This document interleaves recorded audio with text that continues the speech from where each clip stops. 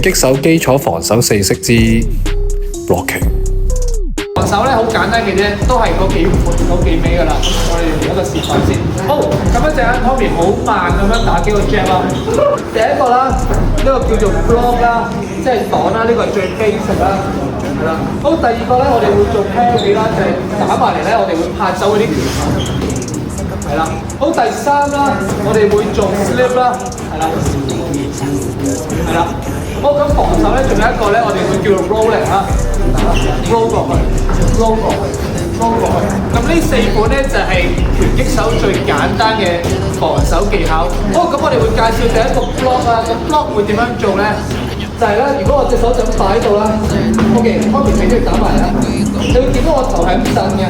咁呢個唔係叫防守啦，呢個係隻手級包擺喺度咧係冇意思，亦都會受傷。真正比較有效嘅 block 就係見到個拳頭打埋嚟，我係會有迎擊嘅。我喺手貼住個頭擺高，但係我直時都係會同佢撞啦。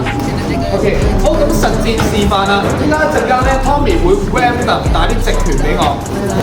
咁咧，如果你要練呢個 block 咧，就係對方打 1-2 random 嘅時候咧，就好似打鼓咁，捉佢打埋嚟嘅拍子，同佢迎擊 high five。係啦，呢個就係拳擊手最簡單嘅防守 blocking 啦。